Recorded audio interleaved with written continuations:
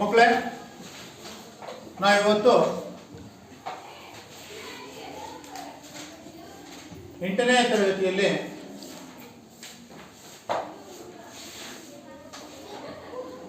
ಮುಂದಿನ ಅಧ್ಯಾಯಕ್ಕೆ ಹೋಗೋದಕ್ಕಿಂತ ಪೂರ್ವದಲ್ಲಿ ನಿಮಗೆಲ್ಲರಿಗೂ ಈ ಒಂದು ತರಗತಿಗೆ ಸ್ವಾಗತವನ್ನು ಕೋರ್ತಾರೆ. ನಾವೀಗಾಗಲೇ ಅಂಕಿ ಸಂಖ್ಯೆಗಳ ಕುರಿತು ತಿಳ್ಕೊಂಡಿದ್ದೀವಿ. ಹಾಗೆ ಸ್ವಾಭಾವಿಕ ಸಂಖ್ಯೆಗಳನ್ನ ಯಾವ ಒಂದು ಸಂಕೇತದಿಂದ ಸೂಚಿಸ್ತೀವಿ? ಎಸ್ ವಿಜಯಲಕ್ಷ್ಮಿ, ಸ್ವಾಭಾವಿಕ ಸಂಖ್ಯೆಗಳನ್ನ ಯಾವ ಒಂದು ಇಂಗ್ಲಿಷ್ ಅಕ್ಷರದಿಂದ ಸೂಚಿಸ್ತೀವಿ? ಎನ್ ಅಕ್ಷರದಿಂದ ಏನ್ ಮಾಡ್ತೀವಿ? ಸೂಚಿಸ್ತೀವಿ. ಹಾಗೆ ಪೂರ್ಣ ಸಂಖ್ಯೆಗಳನ್ನ ಡಬ್ಲ್ಯೂ ನಿಂದ ಸೂಚಿಸ್ತೀವಿ. ಪೂರ್ಣಾಂಕಗಳನ್ನ ಝೆಡ್ ಅಂತಕ್ಕಂಥ ಒಂದು ಸಂಕೇತದಿಂದ ಸೂಚಿಸ್ತೀವಿ. ಭಾಗಲಬ್ಧ ಸಂಖ್ಯೆಗಳನ್ನ ವೆರಿ ಗುಡ್, ಕ್ಯೂ ಅಂತಕ್ಕಂಥ ಒಂದು ಸಂಕೇತದಿಂದ ಸೂಚಿಸ್ತೀವಿ. ಸ್ವಾಭಾವಿಕ ಸಂಖ್ಯೆಗಳು ಅಂತಂದ್ರೆ 1, 2, 3 ಎಣಿಕೆಯ ಸಂಖ್ಯೆಗಳನ್ನ ನಾವೇನಂತ ಕರಿತೀವಿ? ಸ್ವಾಭಾವಿಕ ಸಂಖ್ಯೆಗಳು ಅಂತ ಕರಿತೀವಿ. ನಾವು ಹೊರತುಪಡಿಸಿ ಸಮ ಸಂಖ್ಯೆಗಳು ಯಾವ ಅಂತ ಗೊತ್ತು, ಬೆಸ ಸಂಖ್ಯೆಗಳು ಯಾವ ಅಂತ ಗೊತ್ತು. ಸಮ ಸಂಖ್ಯೆಗಳು ಅಂತಂದ್ರೆ 2, 4, 6, 8, 10 and so on. 2, 4 very good Sudam. 2, 4, 6, 8, 10 and so on. ಬೆಸ ಸಂಖ್ಯೆಗಳು ಅಂದ್ರೆ 1, 3, 5, 7, 9 and so on ಅಂತ ಹೇಳ್ತೀವಿ. ಆದ್ಮೇಲೆ ನೋಡಿ, ನಾನು ಇಲ್ಲೊಂದು ಆಕೃತಿಯನ್ನು ಬರಿತೀನಿ.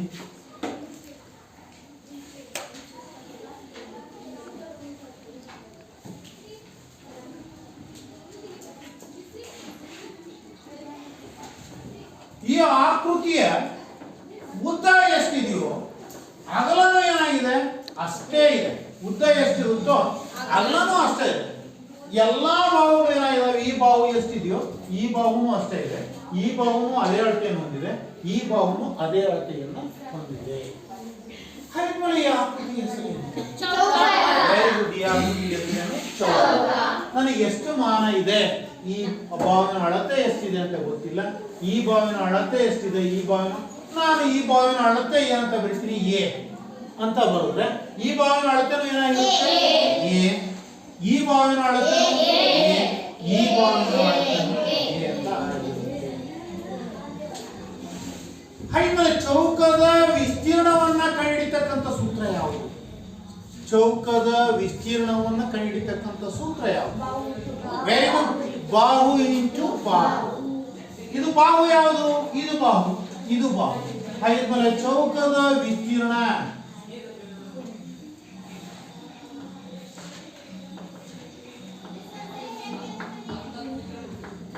ಬಾಹು ಇಂಟು ಬಾಹು ಅಥವಾ ಎ ಇಂಟು ಎ ಏನಾಯ್ತು? ಎ ಸ್ಕ್ವೇರ್ ಆಯ್ತು. ಏನಾಗತ್ತ? 2 ಚದರಮಾನಗಳು ಅಂತ ಮಾಡ್ತೀವಿ. ಈಗ ನಾವಿಲ್ಲಿ ಒಂದು ಯಾವುದೋ ಒಂದು ಸಂಖ್ಯೆ ಇದೆ ಅಂತ ಎಷ್ಟು? ಒಂದು 5 ಮಾನ ಇದೆ ಅಂತ ಇತ್ತು. ಆಯ್ತು, ಇಲ್ಲ 5 ಮಾನ ಇದ್ರೆ ಇಲ್ಲಿ ಎಷ್ಟಿರುತ್ತೆ? ಇಲ್ಲೂ 5 ಇರುತ್ತೆ, ಇಲ್ಲೂ 5 ಇರುತ್ತೆ, ಇಲ್ಲೂ 5 ಇರುತ್ತೆ. ಹಾಗಾದ್ಮೇಲೆ ನಾವು ಈಗ 5 ಮಾನ ಬಾಹುವುಳ್ಳ ಒಂದು ಚೌಕದ ವಿಸ್ತೀರ್ಣವನ್ನು ಯಾವ ರೀತಿ ಕಂಡುಹಿಡಿಯುವುದು? ಎ ಅಂತಂದ್ರೇನು? 5. ಹಾಗಿದ್ಮೇಲೆ ಇಲ್ಲಿ ಏನಂತ ಬರೀಬಹುದು ನಾವು? 5 ರ ಘಾತ 2 ಅಂದ್ರೆ 5 ಎಷ್ಟು ಸರಿ ಗುಣಿಸಿ ಅಂತಂದ್ರೆ 2 ಸರಿ ಗುಣಿಸಿ. 5 ಎರಡೇ 10 ಅನ್ನೋ ಆಗಿಲ್ಲ. 5 ಇಂಟು 5, 5 2 ಸರಿ ಗುಣಿಸಿ. 5 ಇಂಟು 5 ಎಷ್ಟಾಯ್ತು? 25. ನೋಡಿ, ನಾವು 5 ಹಾಕಿದ್ರೆ ಏನಾಯ್ತು? 25 ಆಯ್ತು. ಇಲ್ಲಿ ಯಾವ್ಯಾವ ಗುಣಿಸಿದ್ವಿ? 5 ಇಂಟು 5. ಈಗ ಬೇರೆ ಸಂಖ್ಯೆ ತಗೋಣ. ಯಾವುದು? ಒಂದು 6 ಅಂತ ಕರ್ಕೊಂಡು 6 ಮಾನಗಳಿದೆ ಅಥವಾ 6 ಸೆಂಟಿಮೀಟರ್ ಇದೆ. ಹಾಗಿದ್ದರೆ ಈಗ ಏನಾಗುತ್ತೆ? 6 ಸ್ಕ್ವೇರ್ ಇಸ್ ಈಕ್ವಲ್ಸ್ ಟು 36. ಇಲ್ಲಿ ಬರ್ದಿದೀವಲ್ಲ 36, 25. ಈ ರೀತಿಯ ಸಂಖ್ಯೆಗಳನ್ನ ಇಲ್ಲಿ ಯಾವ ಸಂಖ್ಯೆಗಳನ್ನು ಗುಣಿಸಿದೀವಿ? ಸಮ ಪೂರ್ಣಾಂಕಗಳನ್ನು ಗುಣಿಸಿದೀವಿ. ಇಲ್ಲಿ ಗುಣಿಸಿರೋದು ಯಾವುದು? ಸಮ ಪೂರ್ಣಾಂಕಗಳು.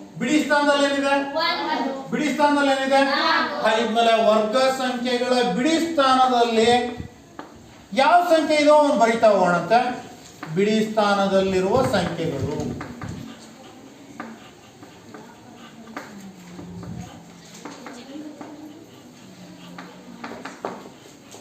ಯಾವ್ಯಾವ ಇದಾವೆ? ಫಸ್ಟ್ ಒಂದು ಬರೆಯೋಣ. ನೆಕ್ಸ್ಟ್ ಒಂದು ಯಾವ್ದಿದೆ? 4 9 5 6 ಇದೆಯಾ? 6 ಮತ್ತೆ 9 ಆಲ್ರೆಡಿ ಬರ್ದಿದ್ದೀವಿ, 4 ಬರ್ದಿದ್ದೀವಿ, 1 ಬರ್ದಿವಿ, 0 ಬರ್ದಿಲ್ಲ, 0 ಏನು ಬರೆಯೋಣ. ಹಾಗಿದ್ಮೇಲೆ ಒಂದು ಪೂರ್ಣ ವರ್ಗ ಸಂಖ್ಯೆ ಅಂದ್ರೆ ಅದರ ಬಿಡಿ ಸ್ಥಾನದಲ್ಲಿ ನೋಡಿ ಅವೇ ರಿಪೀಟ್ ಆಗ್ತದೆ. 1 4 6 ಬರ್ದಿದ್ದೀವಿ, 9 ಬರ್ದಿವಿ, 6 ಬರ್ದಿವಿ, 5 ಬರ್ದಿವಿ, 6 ಬರ್ದಿವಿ, 9 ಬರ್ದಿವಿ, 4. ಇವನ್ನು ಬಿಟ್ರೆ ಬೇರೆ ಸಂಖ್ಯೆಗಳು ಯಾವುದರಲ್ಲಿ ಪೂರ್ಣ ವರ್ಗ ಸಂಖ್ಯೆಯ ಬಿಡಿ ಸ್ಥಾನದಲ್ಲಿ ಬರುವುದಿಲ್ಲ. ಈ ಸಂಖ್ಯೆಗಳು ಮಾತ್ರ ಏನಾಗಿರ್ತವೆ? ವರ್ಗ ಸಂಖ್ಯೆಯ ಬಿಡಿ ಸ್ಥಾನದಲ್ಲಿ ಬರ್ತವೆ. ಯಾವ್ಯಾವು? 0 1 4 5 6 ಪೂರ್ಣ ವರ್ಗ ಸಂಖ್ಯೆಯ ಬಿಡಿ ಸ್ಥಾನದಲ್ಲಿ ಬರದೇ ಇರುವ ಸಂಖ್ಯೆಗಳು ಯಾವ್ಯಾವ? ಇಲ್ಲಿ ಯಾವ್ಯಾವ ಇಲ್ಲ ಅವನು ನೋಡ್ತಾ ಹೋಗೋಣ. ಇಲ್ಲಿ 0 ಇದ್ರೆ, 1 ಇದ್ರೆ, 4 9 5 6 ಇವ್ಯಾವು ಪೂರ್ಣ ವರ್ಗ ಸಂಖ್ಯೆ ಬಿಡಿ ಸ್ಥಾನದಲ್ಲಿ ಬರ್ತಕ್ಕಂಥ ಸಂಖ್ಯೆಗಳು. ಬಿಡಿ ಸ್ಥಾನದಲ್ಲಿ ಬರ್ತಕ್ಕಂಥ ಅಂಕಿಗಳನ್ನು ಬರ್ದಿದ್ದೀವಿ. ಈಗ ಬರದೇ ಇರೋ ಯಾವ್ಯಾವು ಅಂತ 2 3 7 8 ಈ ಸಂಖ್ಯೆಗಳು ಪೂರ್ಣ ವರ್ಗ ಸಂಖ್ಯೆ ಬಿಡಿ ಸ್ಥಾನದಲ್ಲಿ ಏನ್ ಮಾಡ್ತೀವಿ? ಈಗ ಬಿಡಿ ಸ್ಥಾನದಲ್ಲಿ ಬರದೇ ಇರುವ ಸಂಖ್ಯೆಗಳು 2 3 7 8 ಅಂತ ಗೊತ್ತಾಯ್ತು ನಮಗೆ. ಈಗ ನಾನು ಎಕ್ಸಾಂಪಲ್ ಯಾವುದೋ ಒಂದು ಸಂಖ್ಯೆಯನ್ನು ಬರೀತೀನಿ. 2572 ಅಂತ ಬಂದ ಬಿಡಿ ಸ್ಥಾನದಲ್ಲಿ ಎಷ್ಟು ಬಂತ? 2 ಅಂತ ಬಂದ್ಬಿಡ್ತು. 2 ಅಂತ ಬಂದಿದೆ ಅಂತ ತಕ್ಷಣ ಇಲ್ಲಿ ನೋಡಿ ಇನ್ನೊಂದು ಸಂಖ್ಯೆ ಬರೋಣ. 3578 8 ಬಂದಿದೆ ಬಿಡಿ ಸ್ಥಾನದಲ್ಲಿ. ಹೌದಾ? ಮತ್ತೊಂದು ಸಂಖ್ಯೆ ಅಂದ್ರೆ 4573. ಇನ್ನೊಂದು ಸಂಖ್ಯೆ ಬರೀತೀನಿ 7860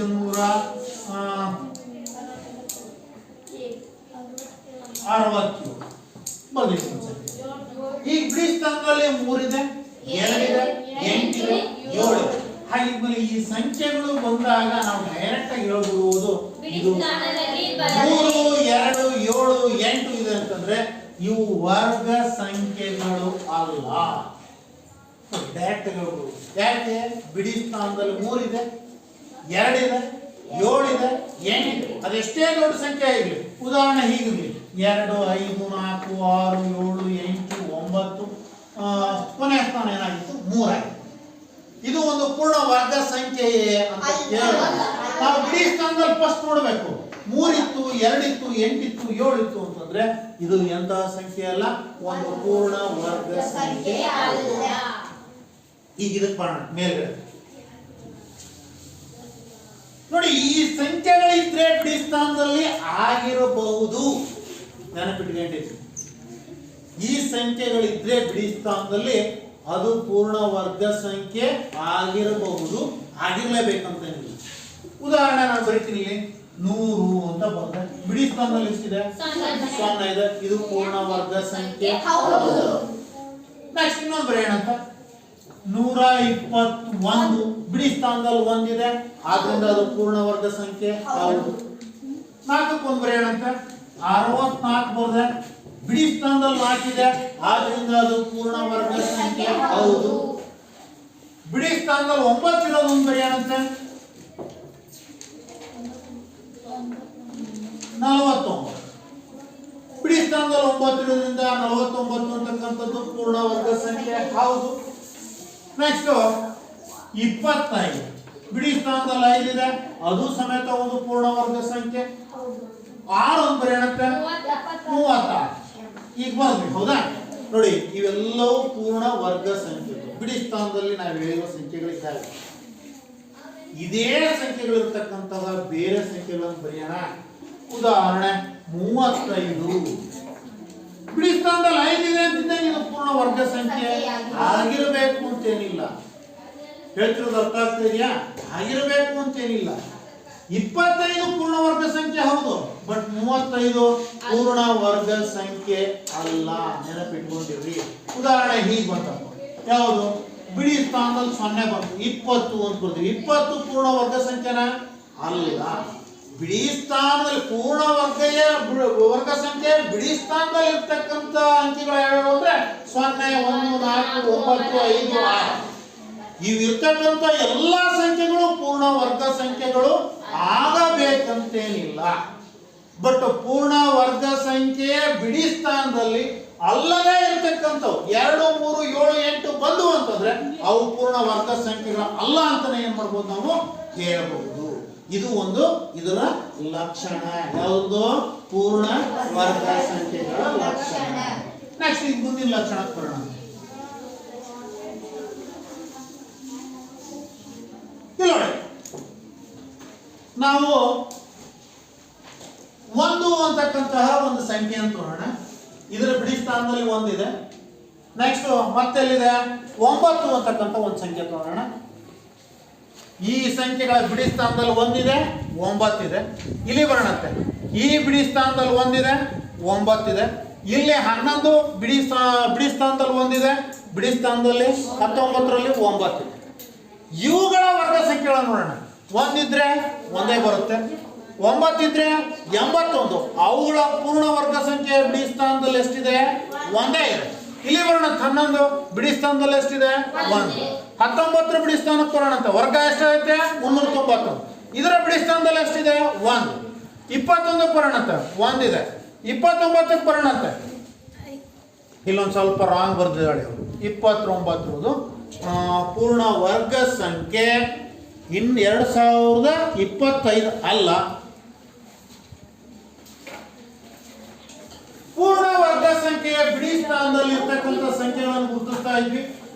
11 121, 19 391, 21 441. ನೋಡಿ, 1 ಇತ್ತು 9 ಇತ್ತು ಅಂದ್ರೆ ಅವುಗಳ ಪೂರ್ಣ ವರ್ಗ ಬಿಡಿ ಸ್ಥಾನದಲ್ಲಿ ಎಷ್ಟಿದಾವೆ?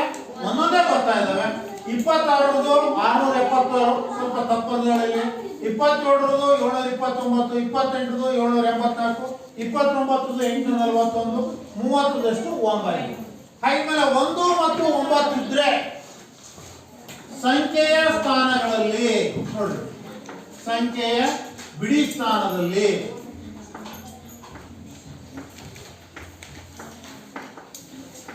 ಯಾವ್ಯಾವಿದ್ರೆ 1 ಅಥವಾ 9 ಅಂದ್ರೆ 1 9, 11 19, 21 29, 31 39, 41 49, 51 59, 61 69. ಈ ರೀತಿಯ ಸಂಖ್ಯೆಗಳು ಬಂದಾಗ ಅವುಗಳ ಪೂರ್ಣ ವರ್ಗ ಸಂಖ್ಯೆಯ ಬಿಡಿ ಸ್ಥಾನದಲ್ಲಿ ವರ್ಗ ಸಂಖ್ಯೆಯ ಬಿಡಿ ಸ್ಥಾನದಲ್ಲಿ ಎಷ್ಟು ಬರುತ್ತೆ? 1 ಬರುತ್ತೆ. ನೋಡಿ, 1ರಲ್ಲಿ 1 ಇದೆ, 9ರಲ್ಲಿ ಬಿಡಿ ಸ್ಥಾನದಲ್ಲಿ ಎಷ್ಟಿದೆ? 1 ಇದೆ. 21ರ ಬಿಡಿ ಸ್ಥಾನದಲ್ಲಿ ಎಷ್ಟಿದೆ? 1 ಇದೆ. 29ರ ಬಿಡಿ ಸ್ಥಾನದಲ್ಲಿ ಎಷ್ಟಿದೆ? 1.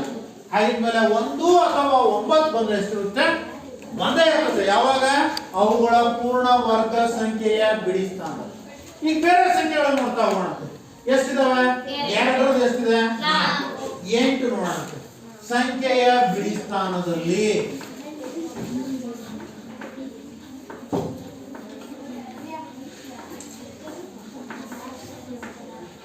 2 ಅಥವಾ 8.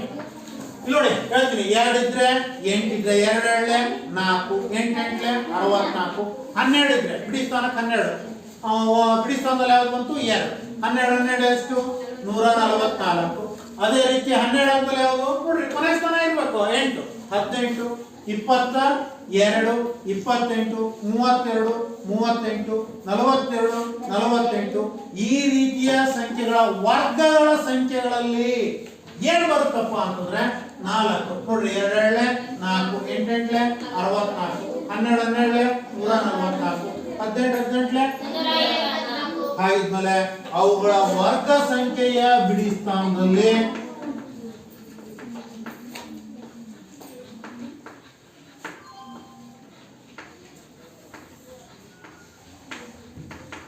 ಎಷ್ಟು ಬರ್ತದೆ? ನಾಲ್ಕು. 4 ಬರ್ತದೆ. ನಮ್ಗೆ ಯಾಕೆ ಈಸಿ ಅಂತಂದ್ರೆ ಮುಂದೆ ದೊಡ್ಡ ದೊಡ್ಡ ಸಂಖ್ಯೆಗಳನ್ನು ಕೊಟ್ಟಾಗ ಇದರ ವರ್ಗ ಸಂಖ್ಯೆ ಕಂಡುಹಿಡಿಯಿರಿ ಅಂತ ಅಂದಾಗ ಕಂಡುಹಿಡಿಯಲಿಕ್ಕೆ ಈಸಿ ಆಗಿ ಈ ಲಕ್ಷಣಗಳನ್ನು ಮಾಡ್ತೀವಿ, ಬಳಸ್ಕೊಂತೀವಿ.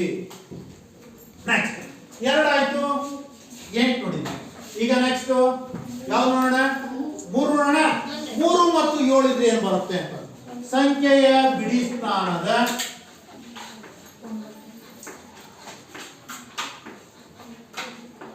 ಯಾವ್ಯಾವ ಇರಬೇಕು? 3 ಅಥವಾ 7 ಇದ್ರೆ 3 3 9 7 7 49 13 13 169 17 ನೋಡಿ ಎಲ್ಲ ಬಿಡಿ ಸ್ಥಾನದಲ್ಲಿ ಎಷ್ಟು ಬರ್ತಾ ಇದಾವೆ? 9. ಹಾಗಾದ್ರೆ ವರ್ಗ ಸಂಖ್ಯೆಯ ಬಿಡಿ ಸ್ಥಾನದಲ್ಲಿ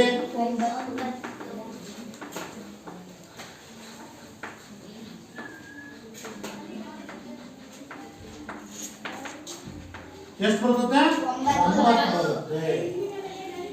ಹಾಗೆ ನೋಡೋಣ. ನೆಕ್ಸ್ಟ್ ಇನ್ನೊಂದು ನೋಡೋಣ. ಇಲ್ಲಿ 4 ಇದೆ. 4 14 ಎಷ್ಟು? 16. ನೆಕ್ಸ್ಟ್ 6 ಇದೆ. 6 ಆಗಲೇ 36. ನೆಕ್ಸ್ಟ್ 14 14 196. 16 16 256. 24 24 576. 26 26 670. ನೋಡಿ 4 ಮತ್ತು 6 ಇದ್ವು ಅಂದ್ರೆ ಅವುಗಳ ಪೂರ್ಣ ವರ್ಗ ಸಂಖ್ಯೆಯ ಬಿಡಿ ಸ್ಥಾನದಲ್ಲಿ ಎಷ್ಟು ಬರುತ್ತೆ? 6 ಬರುತ್ತೆ. ಈಗ ಲಾಸ್ಟ್ ನೋಡೋಣ. 0 ಇದ್ರೆ 10 ಇದ್ರೆ 10ರ ವರ್ಗ ಎಷ್ಟು? 20 ಇದ್ರೆ 20ರ ವರ್ಗ ಎಷ್ಟು? 400. 30 ಇದ್ರೆ 30ರ ವರ್ಗ ಎಷ್ಟು? 900. ಆದ್ಮೇಲೆ ಅವುಗಳ ಬಿಡಿ ಸ್ಥಾನದಲ್ಲಿ ಎಷ್ಟು ಬರುತ್ತೆ? 0 ಬರುತ್ತೆ. ಈಗ 5 ನೋಡೋಣ. 5 5 25. 15 15 225. 25 25 625. ನೋಡಿ 5 ಇತ್ತು ಅಂದ್ರೆ ಅವುಗಳ ಬಿಡಿ ಸ್ಥಾನದಲ್ಲಿ ಏನ್ ಬರ್ತದೆ? ಪೂರ್ಣ ವರ್ಗ ಬಿಡಿ ಸ್ಥಾನದಲ್ಲಿ 5 ಬರುತ್ತೆ. 0 ಇದ್ರೆ 0 ಬರುತ್ತೆ. 5 ಇದ್ರೆ 5 ಬರುತ್ತೆ. 1 ಅಥವಾ 9 ಇದ್ರೆ 1 ಬರುತ್ತೆ. 2 ಅಥವಾ 8 ಇದ್ರೆ 4 ಬರುತ್ತೆ. 3 ಅಥವಾ 7 ಇದ್ರೆ 9. ನಮಗೆಲ್ಲವೂ ಗೊತ್ತಾಗಿದೆ ಇವಾಗ, ಹೌದಾ? ಈಗ ಮುಂದುವರೆದು ಇದಾದ್ಮೇಲೆ ನಾವು 2 ವರ್ಗ ಸಂಖ್ಯೆಗಳ ನಡುವಿನ ಸಂಖ್ಯೆಗಳನ್ನು ನೋಡೋಣ. ವರ್ಗ ಸಂಖ್ಯೆಗಳು ಯಾವ್ಯಾವು ಅಂತ ನಾವು ಈಗೆಲ್ಲ ಬರ್ದಿದೀವಲ್ವಾ? ಯಾವ್ಯಾವ ವರ್ಗ ಸಂಖ್ಯೆಗಳು? ಪೂರ್ಣ ವರ್ಗ ಸಂಖ್ಯೆಗಳು 1 4 1 4 0. ಪೂರ್ಣ ವರ್ಗ ಸಂಖ್ಯೆಗಳು ಯಾವ್ಯಾವು ಅಂತ ಕೇಳ್ತಾರೆ.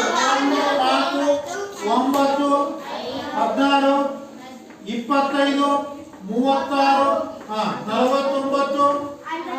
49 64 81 100 and so on. ಹಾಗೆ ಮುಂದೆ ಬರೀಬಹುದು. 121 144 ಈ ರೀತಿ ಬರೀತಾ ಹೋಗ್ತೀವಿ. ಈಗ ಇದ್ರ ಲಕ್ಷಣ ನೋಡೋಣ. ನಾವು ಬರೆದಿದ್ದೀವಿ. ಇಲ್ಲೊಂದು ವರ್ಗ ಸಂಖ್ಯೆ ಇದೆ, ಇಲ್ಲೊಂದು ವರ್ಗ ಸಂಖ್ಯೆ ಇದೆ. 1 4. 1 ಮತ್ತು 4ರ ನಡುವೆ ಇರತಕ್ಕಂತ ಸಂಖ್ಯೆಗಳು ಯಾವ್ಯಾವ ನೋಡೋಣ. 1 ಮತ್ತು 4ರ ನಡುವೆ ಯಾವ ಇದಾವೆ? 2 ಇದೆ, 3. ಹೌದಾ? ನೆಕ್ಸ್ಟ್ 4 ಮತ್ತು 9ರ ನಡುವೆ ನೋಡೋಣ. 4 ಮತ್ತು 9 ಯಾವ್ಯಾವ ಇದಾವೆ? 5 6 7 8 9. ನೆಕ್ಸ್ಟ್ 9 ಮತ್ತು 16ರ ನಡುವೆ ನೋಡೋಣ. 9 ಮತ್ತು 16. ಸರ್ 9 ಇಲ್ರಿ. ಅಲ್ಲ 9 ಮತ್ತು 16 10 11 12 12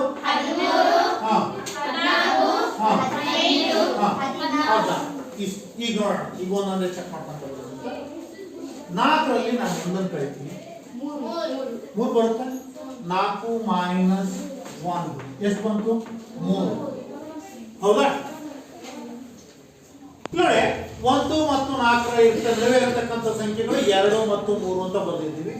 4 ಮತ್ತು 9ರ ನಡುವೆ ಇರತಕ್ಕಂಥ ಸಂಖ್ಯೆಗಳು 5 6 7 8 9 ಬಂದ್ವಿ. 9 ಮತ್ತು 16ರ ನಡುವೆ ಇರತಕ್ಕಂಥ ಸಂಖ್ಯೆಗಳನ್ನು ಬರೆದಿದ್ದೀವಿ.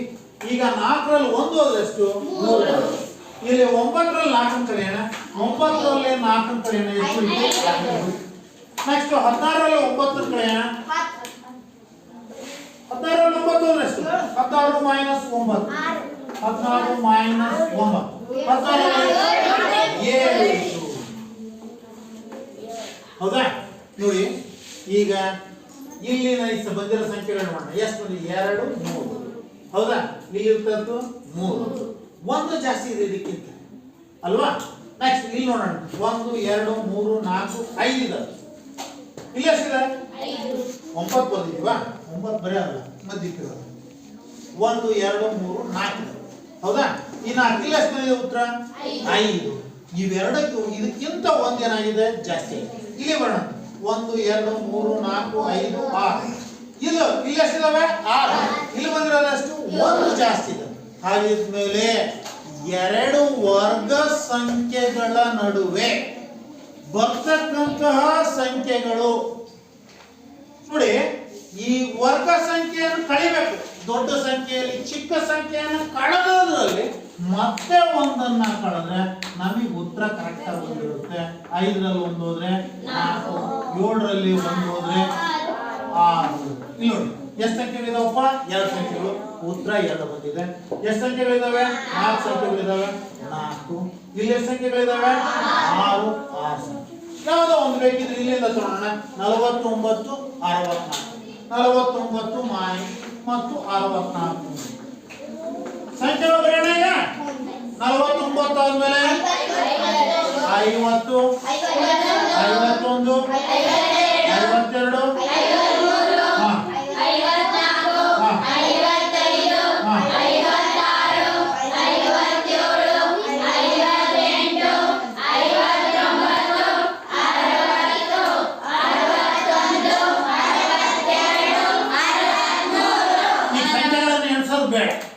ಡೈರೆಕ್ಟ್ ನಾವೇನ್ ಮಾಡೋಣ?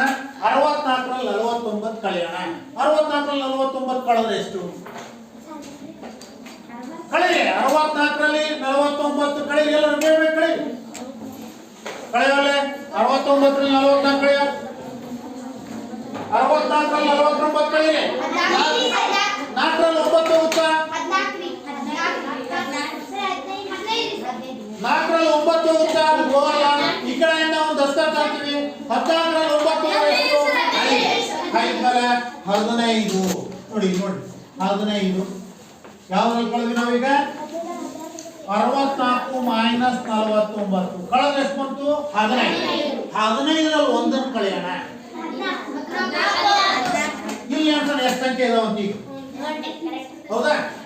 1 2 3 4 5 6 7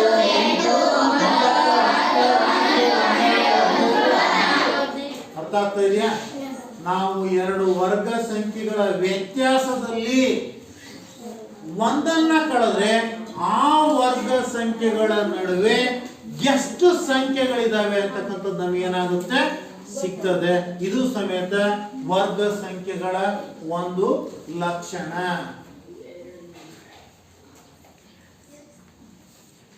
ವರ್ಗ ಸಂಖ್ಯೆಗಳ ನಡುವೆ ಇರತಕ್ಕಂಥ ಸಂಖ್ಯೆಗಳು ಯಾವ ಅಂತ ನೋಡ್ತೀವಿ. ಈಗ ನಾನು ಒಂದು ಸಂಖ್ಯೆ ಅಂತ ಅಂತೀನಿ 10 ಅಂತ. 10ರ ವರ್ಗ ನೋಡೋಣ. 100. Very good. 100. 10ರ ವರ್ಗ ಎಷ್ಟು? 10 ಸ್ಕ್ವೇರ್ ಇಸ್ ಈಕ್ವಲ್ಸ್ ಟು 100. ನೋಡಿ 10 ಅಂತಕ್ಕಂಥ ಸಂಖ್ಯೆ ಸ್ಥಾನದಲ್ಲಿ ಇದ್ದಿದ್ದು ಬಿಡಿ ಸ್ಥಾನದಲ್ಲಿ ಒಂದೇ 0. ಇದರಲ್ಲಿ ಎಷ್ಟು ಸೊನ್ನೆಗಳಿದೆ? 10ರಲ್ಲಿ ಒಂದೇ 0. ಅದು ವರ್ಗ ಸಂಖ್ಯೆಯಲ್ಲಿ ಎಷ್ಟಾಗಿದೆ? 2 ಸೊನ್ನೆಗಳು ಬಂದಿದ್ದಾವೆ.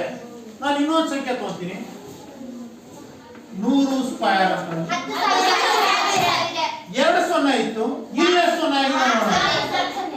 ಅಂದ್ರೆ ಒಂದು ಸಂಖ್ಯೆಯಲ್ಲಿ ಒಂದೇ 0 ಇತ್ತು ಅಂತಂದ್ರೆ ಅದರ ವರ್ಗ ಸಂಖ್ಯೆಯಲ್ಲಿ ಎಷ್ಟು ಸೊನ್ನೆಗಳಾಗಿರ್ತವೆ? 2 ಸೊನ್ನೆಗಳಾಗಿರ್ತವೆ.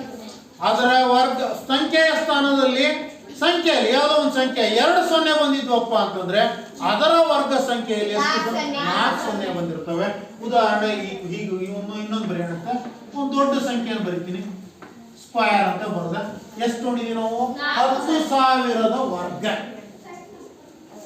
ಎಷ್ಟಾಗಬೇಕು? ಇಲ್ಲಿ ಎಷ್ಟು 0 ಬಂದಿದ್ದಾವೆ? 4 0 ಬಂದಿದ್ದಾವೆ. ಅದರ ಸ್ಥಾನದಲ್ಲಿ ಎಷ್ಟು ಬರಬೇಕು? 8 ಸೊನ್ನೆಗಳು ಬರಬೇಕು. ನೋಡ್ರಿ 1 2 3 4 5 6 7 8. 1 2 3 4 5 6 7 8. ಈ ರೀತಿ ಡೈರೆಕ್ಟ್ ಆಗಿ ಬರೀಬಹುದು. ಅದಕ್ಕೆ ಹೇಳ್ತಿರೋದು ಲಕ್ಷಣಗಳನ್ನು ತಿಳ್ಕೊಂಡ್ರೆ ನಾವು ಆ ವರ್ಗ ಯಾವ ಸಂಖ್ಯೆ ಕೊಟ್ಟಿರ್ತಾನೋ ಅದರ ವರ್ಗ ಸಂಖ್ಯೆಯನ್ನ ಈಸಿಯಾಗಿ ಸುಲಭವಾಗಿ ಡೈರೆಕ್ಟ್ ಏನ್ ಮಾಡಬಹುದು ಬರೀಬಹುದು. ಹೇಳ್ತಾನೆ ಬಿಡಿ 10 100 1000 10,000 ಲಕ್ಷ ದಶಲಕ್ಷ ಕೋಟಿ 10 ಕೋಟಿ ಒಂದೇ ಇದ್ರು ಬರಿಬಹುದು ಅಂತಲ್ಲ, ಒಂದ್ರ ಮುಂದೆ ಒಂದನ್ನು ಬಿಟ್ಟು ಬೇರೆ ಸಂಖ್ಯೆ ಬರೋದು ತೋರಿಸ್ತೀನಿ ನೋಡ್ರಿ. 30ರ ಘಾತ 2 30ರ ಘಾತ 2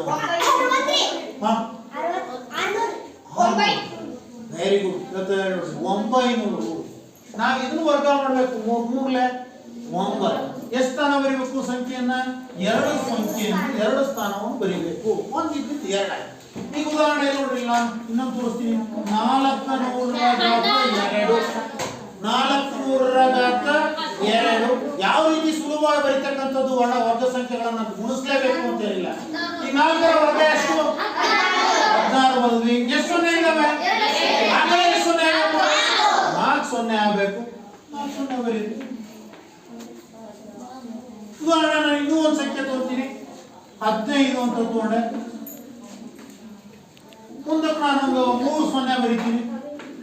ಘಾತ 2 ಬಂದೆ. ಈಗ ನಾನು ಸೊನ್ನೆ ಡಬಲ್ ಮಾಡಬೇಕು. 3 ಸೊನ್ನೆ ಇದ್ದಿದ್ದು ಎಷ್ಟಾಗಬೇಕು? ಆ ಕಡೆಗೆ 6 ಸೊನ್ನೆ ಬರೆದು ಬಿಡ್ತೀವಿ. ಈಗ ಇಲ್ಲೇನ್ ಮಾಡಿದ್ವಿ? 4ರ ವರ್ಗ ಬರೆದಿದ್ವಿ. ಇಲ್ಲೇನ್ ಮಾಡಿದ್ವಿ? 3ರ ವರ್ಗ ಬರೆದ್ವಿ. ಇಲ್ಲೇನ್ ಬರೀಬೇಕು? 15ರ ವರ್ಗ ಎಷ್ಟು? 225. ಫಸ್ಟ್ ಬರೀತೀವಿ. ಎಷ್ಟು ಸೊನ್ನೆ ಬರೀಬೇಕು? 6 ಸೊನ್ನೆ ಬರೀಬೇಕು. 1 2 3 4 5 6. ಅರ್ಥ ಇದೆಯಾ? ಯಾವ ರೀತಿ ಸೊನ್ನೆಗಳಿದ್ದಾಗ ನಾವು ಸುಲಭವಾಗಿ ವರ್ಗ ಸಂಖ್ಯೆಗಳನ್ನ ಬರೀಬಹುದು. ಈಗ ನೆಕ್ಸ್ಟ್ ತ್ರಿಕೋನೀಯ ಸಂಖ್ಯೆಗಳನ್ನು ನೋಡೋಣ. ಯಾವ ಸಂಖ್ಯೆಗಳು? ತ್ರಿಕೋನೀಯ ಸಂಖ್ಯೆ.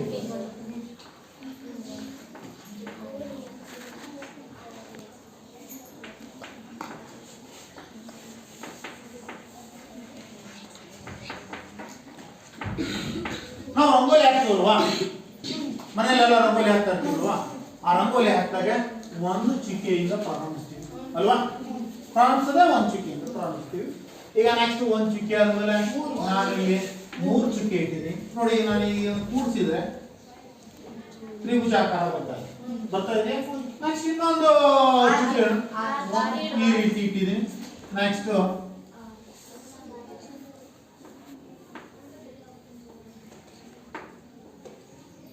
ಇಲ್ಲಿ ಎಷ್ಟು ಕಿಟ್ಟಿದೆ ಅಂತ ಬರ್ತೀನಿ? 1.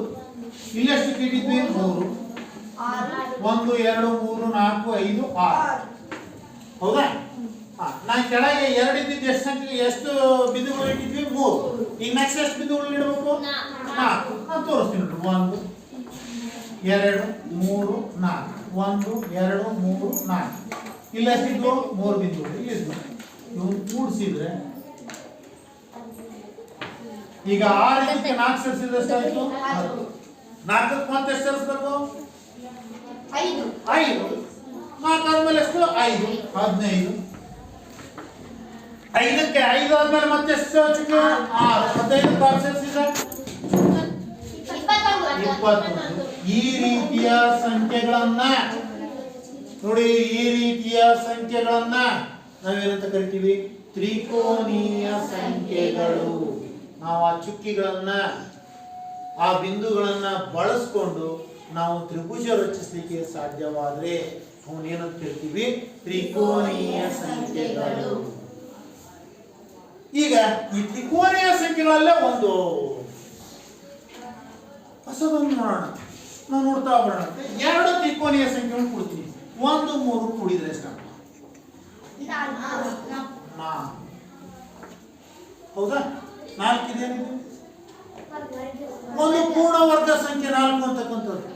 ನಾನು ಯಾವ್ದಾದ್ರು ಇನ್ನೊಂದು ಪೂರ್ಣ ಅಂತ 6 10 ಕೊಡ್ತೀನಿ. 16.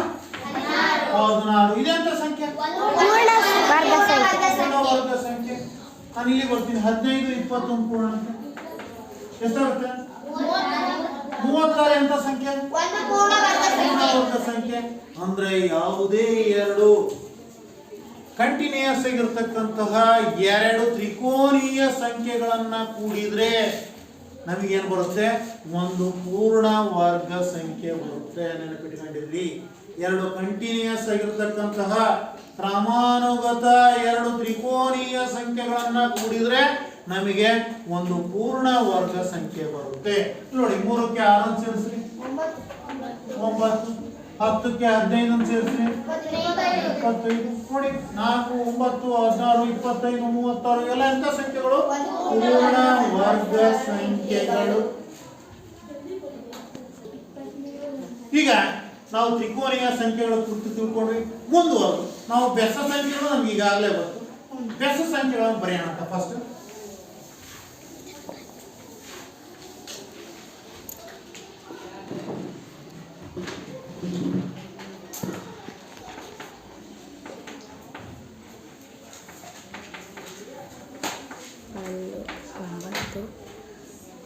ಬೆಸ ಸಂಖ್ಯೆಗಳು ಯಾವುವು?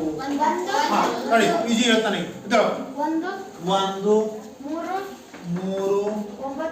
9, ಕಂಟಿನ್ಯೂ 1, 3 ಆದ್ಮೇಲೆ ಬೆಸ ಸಂಖ್ಯೆ 9 5, 7, 9, 11, 13, 15, 15, 17, 21. ಹೌದಾ? And so on. ಬೆಸ ಸಂಖ್ಯೆಗಳನ್ನು ಬರೆದಿದ್ದೀವಿ.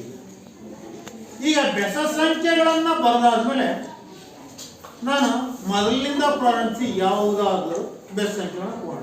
1ಕ್ಕೆ 1 ಅಂತಂದ್ರೆ 1 ಎಂತ ಸಂಖ್ಯೆ ಇದು? ಬೆಸ ಸಂಖ್ಯೆ. 1 ಎಂತಹ ಸಂಖ್ಯೆ? ಪೂರ್ಣ ವರ್ಗ ಸಂಖ್ಯೆ. ಹೌದಾ? 1ಕ್ಕೆ 3 ಪೂರ್ಣ. 1 + 3 1 ಬರ್ದಿದ್ವಿ, ಒಂದೇ ಬಂತು. ಹೌದಾ? 1ಕ್ಕೆ 3 ಸೇರಿಸಿದ್ರೆ 4 ಇದೆ ಅಂತ ಸಂಖ್ಯೆ. ಈಗ ಮೊದಲ 3 ಸಂಖ್ಯೆಗಳನ್ನು ಕೊಡೋಣ. 1 + 3 + 5 9 ಇದೆ ಅಂತ ಸಂಖ್ಯೆ.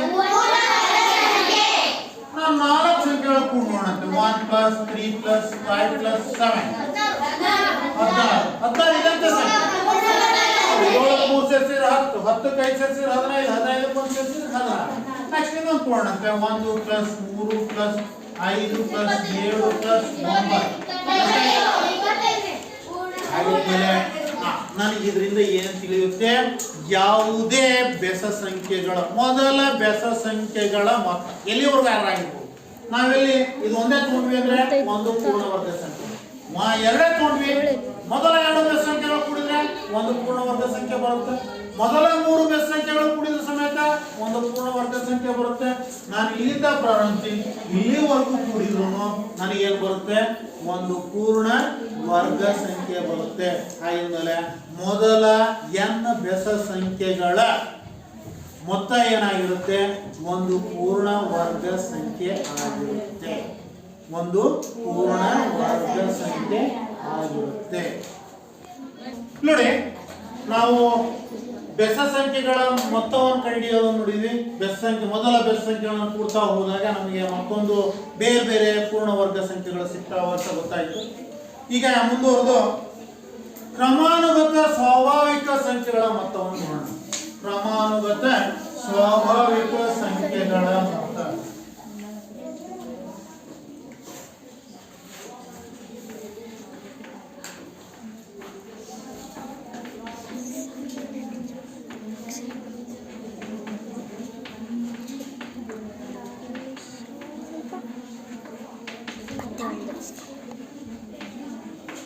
ನಾವು ನೋಡಿ ಬರೀ ಬೆಸ ಪೂರ್ಣ ವರ್ಗ ಸಂಖ್ಯೆಗಳನ್ನು ಮಾತ್ರ ಬರೆಯೋಣ. ಈ ಉದಾಹರಣೆ ಮೊದಲ ಬೆಸ ಪೂರ್ಣ ವರ್ಗ ಸಂಖ್ಯೆ ಯಾವುದು? 1. 1 ಹೊರತುಪಡಿಸಿ ನೆಕ್ಸ್ಟ್ ಯಾವುದು? 9. 9 ಆದ್ಮೇಲೆ ಇಲ್ಲಿ ನೋಡಿ 25. 25 ಆದ್ಮೇಲೆ 49. ನೆಕ್ಸ್ಟ್ 181. 81 ಆದ್ಮೇಲೆ 121. ಬೆಸ ಪೂರ್ಣ ವರ್ಗ ಸಂಖ್ಯೆಗಳನ್ನು ಬರ್ಕೊಂಡಿದ್ದೀವಿ. ಪೂರ್ಣ ವರ್ಗ ಸಂಖ್ಯೆಗಳಲ್ಲಿ ಬೆಸ ಸಂಖ್ಯೆಗಳು ಯಾವ್ಯಾವು ಅವನು ಬರ್ದಿದ್ದೀವಿ. 9 ಬರ್ದ್ವಿ, 25 ಬರ್ದ್ವಿ, 49 ಬರ್ದ್ವಿ, 81 ಬರ್ದ್ವಿ, 121 ಬರ್ದಿದ್ದೀವಿ. ನೋಡಿ 9ಕ್ಕೆ 1 ಕೊಡೋಣ. 9 + 1 ಎಷ್ಟು ಬಂತು? 10. ಅರ್ಧ ಎಷ್ಟು? 5 5 1 ಬದಿನ 5 ನೋಡಿ 9 ರಲ್ಲಿ 1 ಅನ್ನು ಕಳೆಯೋಣ 8 8 ಅರ್ಧ ಎಷ್ಟು 4 ನೋಡಿ ಎರಡು ಕ್ರಮಾನುಗತ ಸಂಖ್ಯೆಗಳು ಸ್ವಾಭಾವಿಕ ಸಂಖ್ಯೆಗಳನ್ನು ಕೊಡ್ತಾ ಇದೆ 4ಕ್ಕೆ 5 ಸೇರಿಸಿದಷ್ಟು 9 ಅಂದ್ರೆ ಎರಡು ಕ್ರಮಾನುಗತ ಸ್ವಾಭಾವಿಕ ಸಂಖ್ಯೆಗಳ ಮೊತ್ತ ಒಂದು ಪೂರ್ಣ ವರ್ಗ ಸಂಖ್ಯೆ ಆಗಿರುತ್ತೆ 4ಕ್ಕೆ 5 ಸೇರಿಸಿದಷ್ಟು ನೋಡಿ ನಾವು 4 ಬರ್ಲಿಕ್ಕೆ ಏನ್ ಮಾಡಿದ್ವಿ ಕೊಟ್ಟಿರ್ತಕ್ಕಂಥ ಪೂರ್ಣ ವರ್ಗ ಸಂಖ್ಯೆಯಲ್ಲಿ ಒಂದನ್ನು ಕಳೆದ್ವಿ ಅದರ ಅರ್ಧ ಮಾಡಿದ್ರೆ ಎಷ್ಟು ಬಂತು ಮೊದಲನೇ ಸಂಖ್ಯೆ ಬಂತು ಕೊಟ್ಟಿರ್ತಕ್ಕಂತಹ ಪೂರ್ಣ ವರ್ಗ ಸಂಖ್ಯೆಗೆ ಒಂದನ್ನ ಕೂಡಿದ್ವಿ ಅದು ಎಷ್ಟಾಯ್ತು 10 ಆಯ್ತು 10 ಅರ್ಧ ಮಾಡಿದ್ರೆ ಎಷ್ಟು ಬಂತು 5 ಮೊದಲನೇ ಸಂಖ್ಯೆ ಬೇಕು ಅಂದ್ರೆ ಏನ್ ಮಾಡಬೇಕು ಕೊಟ್ಟಿರುವ ಸಂಖ್ಯೆಯಲ್ಲಿ ಒಂದನ್ನು ಕಳೆದು ಅರ್ಧ ಮಾಡಬೇಕು ಎರಡನೇ ಸಂಖ್ಯೆ ಬರಬೇಕು ಅಂತಂದ್ರೆ ಕೊಟ್ಟಿರುವ ಸಂಖ್ಯೆಗೆ ಒಂದನ್ನ ಕೂಡಿ ಅರ್ಧ ಮಾಡಿದ್ರೆ ನಮ್ಗೆ ಏನ್ ಮಾಡುತ್ತೆ ಎರಡನೇ ಸಂಖ್ಯೆ ಬರುತ್ತೆ ಈಗ ಉದಾಹರಣೆ ಇಲ್ಲಿ ಬರೋಣಂತೆ ಮೊದಲ ಸಂಖ್ಯೆ ಬೇಕು ಅಂತಂದ್ರೆ ಏನ್ ಮಾಡಬೇಕು ಕಳಿಬೇಕು ಕೂಡಿಸ್ಬೇಕ್ರಿ ಕಳಿಬೇಕು ಮೊದಲನೇ ಸಂಖ್ಯೆ ಬೇಕು ಅಂದ್ರೆ ಕಳಿಬೇಕು ಎರಡನೇ ಸಂಖ್ಯೆ ಬೇಕು ಮುಂದಿನ ಸಂಖ್ಯೆ ಬೇಕು ಅಂದ್ರೆ ಕೂಡಬೇಕು ಈಗ 25 ಒಂದನ್ನು ಸೇರಿಸಿದ್ರೆ ಎಷ್ಟು ಸರ್ 26 ಅರ್ಧ ಎಷ್ಟು ಸರ್ ಕಳೆ ಬಿಟ್ಟು ಕೂಡಿಸಿದ್ರಿ ಕೂಡಿದೆ ಮುಂದಿನ ಸಂಖ್ಯೆ ಬಂದಿದೆ ನನಗೆ ಮುಂದಿನ ಸಂಖ್ಯೆ ಬಂದಿದೆ ಕಳೆದ್ರೆ ಮತ್ತೆ ಸಂಖ್ಯೆ ಬರುತ್ತೆ 25 ಒಂದು ಹೋದ್ರೆ ಎಷ್ಟು 24 24 ಅರ್ಧ ಎಷ್ಟು ಮೊದಲ ಸಂಖ್ಯೆ ಬಂತು ಕೂಡಿದ್ರೆ ಮುಂದಿನ ಸಂಖ್ಯೆ ಬರುತ್ತೆ ಕಳೆದ್ರೆ ಮೊದಲನೇ ಸಂಖ್ಯೆ ಬರುತ್ತೆ ಅದ್ರ ಮುಂದಿನ ಸಂಖ್ಯೆ ಬರುತ್ತೆ ಕೂಡಿದ್ರೆ 25 ಒಂದನ್ನು ಕೂಡಿದ್ರೆ ಎಷ್ಟು 26 ಅರ್ಧ ಎಷ್ಟು 12 13 ಮೊತ್ತ ಎಷ್ಟು 20 ಈಗಲೇ ಬರೋಣ 49 ರಲ್ಲಿ ಒಂದನ್ನು ಕಳೆದ್ರೆ ಎಷ್ಟು 48 ಅರ್ಧ